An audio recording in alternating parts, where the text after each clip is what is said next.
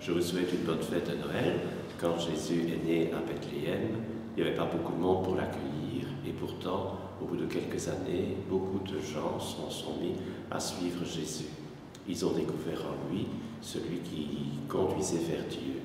Je crois que cette année 2010, Jésus qui vient au milieu de nous, c'est Dieu qui vient au milieu de nous.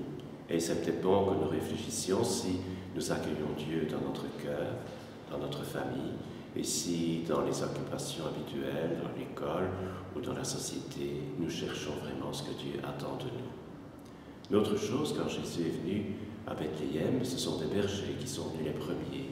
Ils avaient été avertis par un ange. C'était dans la société de l'époque des gens vraiment très pauvres, comme on dit aujourd'hui des exclus. Jésus vient encore rappeler que dans notre monde, il y a des gens qu'on oublie, qu'on met de côté. Est-ce que nous sommes de ceux-là? Est-ce que nous nous sentons concernés par Jésus? Et si nous ne sommes pas des exclus, des laissés pour compte, est-ce que nous pensons à ceux qui le sont?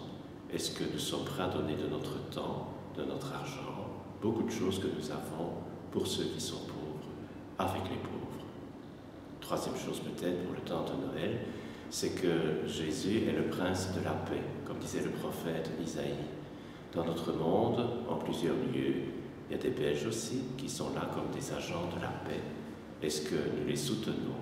Est-ce que nous pensons à toutes ces contrées où des gens souffrent parce que des familles sont déchirées? Est-ce que nous les aidons aussi par des moyens financiers? Quatrième chose, Jésus n'est pas seulement le prince de la paix, mais celui qui rend la justice. Et dans notre pays, dans l'Église catholique en particulier en Belgique, cette année 2010, on a été devant des événements qui sont très graves. Est-ce que nous sommes prêts à rendre justice, en laissant bien sûr à la justice de l'État sa mission et son rôle, mais est-ce que comme chrétiens, nous sommes prêts, comme catholiques, à rendre justice, c'est-à-dire non pas nous substituer à une justice de l'État, mais à faire un geste pour les victimes et aussi à prendre nos responsabilités vis-à-vis des abuseurs soupçonnés. Tout cela me ramène peut-être à rappeler que nous sommes proches de l'Évangile quand nous cherchons la justice, quand nous travaillons à la paix et quand nous cherchons Dieu dans notre cœur, dans notre famille, dans la société.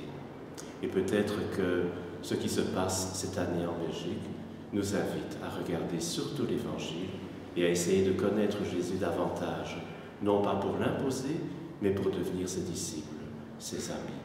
Des gens, nous, d'autres, pour qui il a donné sa vie par amour pour tout le monde.